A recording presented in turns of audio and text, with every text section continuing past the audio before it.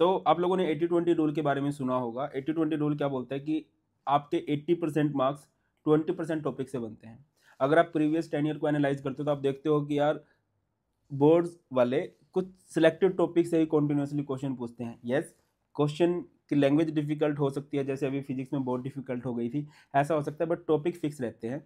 इस वीडियो में हम उन्हीं टॉपिक्स की बात करने वाले हैं जिनसे बनने के चांसेस ज़्यादा हैं। आई होप कि आप लोगों ने पूरा सिलेबस पढ़ लिया होगा, सब कुछ बहुत अच्छे से पढ़ा है।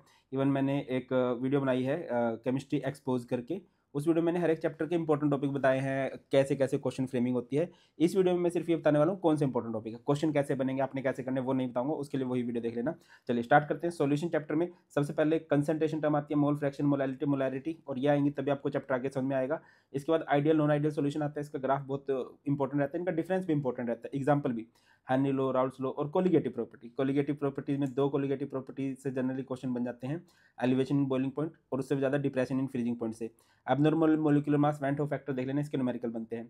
इलेक्ट्रोकेमिस्ट्री की बात करें तो नर्स्ट इक्वेशन सबसे इंपॉर्टेंट टॉपिक है, देन कंडक्शन एंड कोल्डर्स लो। फैराडे लो के भी आपको दो दो तीन तीन न्यूमेरिकल आने चाहिए। बैटरीज, फ्यूल सेल, इनके यूजेस क्या होते हैं, और लेड स्टोरेज बैटरी की रिएक्शन। केमिकल काइनेटिक्स में बात करें तो यूनिट ऑफ रेट कांस्टेंट से जनरली क्वेश्चन बन जाता है, आरहेनिस इक्वेशन के न्यूमेरिकल और फर्स्ट ऑर्डर के न्यूमेरिकल भी बनते हैं। ग्राफ, एक बार ग्राफ देख लेना, जितने भी एनसीईआरटी में दे रखे हैं, ऑर्डर मोलिकुलरिटी का डिफरेंस आप लोग देख लेना अच्छे से। D and F block elements में बात करें तो properties of D block elements, like ये कलर क्यों होते हैं, ये कैटालिटिक बिहेवियर क्यों शो करते हैं, वेरिएबल ऑक्सीडेशन स्टेट क्यों शो करते हैं, है ना। ये बहुत फेमस से क्वेश्चन रहते हैं, है ना। हाईएस्ट ऑक्सीडेशन स्टेट कौन शो करेगा, लेंथन और contraction, properties of KMnO4 K2Cr2O7, और एक जो जिंक कैडमियम मरकरी है वो थोड़े से अलग चलते हैं, इसका क्या रीजन है। नेक्स्ट चैप्टर है हमारे पास कोऑर्डिनेशन कंपाउंड। कोऑर्डिनेशन कंपाउंड में इंट्रोडक्शन, लीगेंड्स किसे कहा जाता है, मोनोडेंटेंट, बाइडेंटेंट, एम्बिडेंटेंट, पॉलीडेंटेंट, है ना, ये इंपॉर्टेंट भी है। उसके बाद नोमेनक्लेचर, नोमेनक्लेचर में क्या रहेगा कि आपको कुछ सिंपल से कंपाउंड दिए होंगे, उनका नाम करना है, और कई बार आपको नाम दिया होता है, नाम से स्ट्रक्चर करना होता है। आइसोमेरिज्म में जनरली जो क्वेश्चन बनता है, या तो ज्योमेट्रिकल आइसोमेरिज्म का स्ट्रक्चर बनाना आ जाता है, ज्योमेट्रिकल ऑप्टिकल का, या फिर आपको एग्जांपल दिए होंगे, वहां से आपको आइसोमर प्रेडिक्ट करना होता है। थ्योरीज में बात करें तो सबसे ज्यादा क्वेश्चन बनते हैं वैलेंस बॉन्ड थ्योरी से, ज्योमेट्री बतानी आ जाती है, हाइब्रिडाइजेशन बताना आ जाता है, थोड़ा बहुत क्रिस्टल फील्ड थ्योरी, और बहुत रेयरली वर्नर थ्योरी से भी क्वेश्चन बने हुए हैं। बात करते हैं हैलोल्केन हैलोरीन से, नोमेनक्लेचर आता है, और इसका सबसे इंपॉर्टेंट टॉपिक रहता है SN1 एंड SN2, इससे श्योरली क्वेश्चन बनते हैं। मार्कोनिकोफ, एंटी मार्कोनिकोफ रूल का यूज किया जाता है कन्वर्जेंस में। और नेम रिएक्शन, इसमें दो तीन ही नेम रिएक्शन है, जैसे स्वार्ट्स रिएक्शन, फिंकलस्टेन रिएक्शन, इनका ही कॉमनली यूज हुआ है। अल्कोहल फिनोल ईथर में बात करें तो मैकेनिज्म, अगर पूरी केमिस्ट्री में मैकेनिज्म बनने के सबसे ज़्यादा चांसेस रहते हैं इस चैप्टर से रहते हैं। Hydration of alkene to alcohol, dehydration of alcohol to alkene, dehydration of alcohol to ether, name reaction बनती है, और ये तीनों ही नेम रिएक्शन बहुत इंपॉर्टेंट है। Kolbe reaction, Reimer Tiemann, Williamson synthesis. Acidic property की बात कर लेते हैं कि जो इलेक्ट्रॉन विड्रॉइंग ग्रुप होते हैं वो एसिडिक स्ट्रेंथ बढ़ाते हैं, और जो इलेक्ट्रॉन डोनेटिंग ग्रुप होते हैं वो एसिडिक स्ट्रेंथ घटाते हैं। फिनोल ज़्यादा एसिडिक है देन अल्कोहल। ऑक्सीडाइजिंग प्रॉपर्टीज आ जाती है भाई, और ग्रिग्नार्ड एजेंट का यूज़ किया जाता है कार्बोनिल कंपाउंड से अल्कोहल बनाने के लिए, आपको पता होगा। फॉर्मल्डिहाइड से प्राइमरी अल्कोहल बनता है, एल्डिहाइड से सेकेंडरी अल्कोहल बनता है, और कीटोन से टर्सरी अल्कोहल बनता है। एल्डिहाइड कीटोन्स कार्बोक्सिलिक एसिड में मैं बोलूँगा भाई, इसमें 10 नेम रिएक्शन है, उन 10 को अच्छे से पढ़ लो। Stephens, Wolff Kishner, Rosenmund, Etard, भाई वुल्फ किस्नर, क्लेमेंशन रिडक्शन, ये हो गई।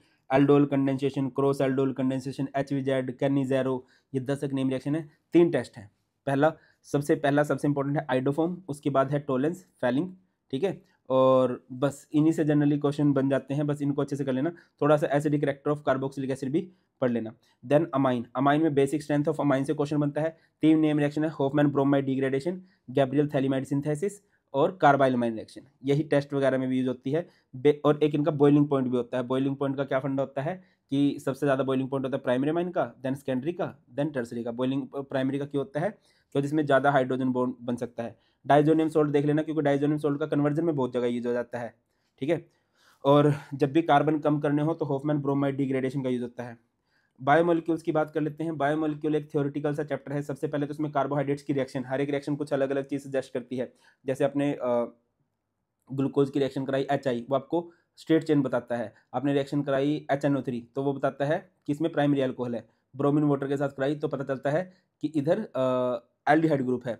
अगर आप लोगों ने इसकी रिएक्शन करा दी है एसिटिक एनहाइड्राइड के साथ तो पता चलता है 5OH ग्रुप है, ये जरूर कर लेना, ठीक है। Denaturation of protein, important topic रहता है, फाइब्रस ग्लोबुलर का डिफरेंस, डीएनए आरएनए का डिफरेंस, और विटामिन की डेफिशिएंसी से कौन कौन सी डिसीज होती हैं। ये बिल्कुल सिलेक्टेड से टॉपिक हैं, इनसे जनरली क्वेश्चन पूछे जाते हैं बेटा।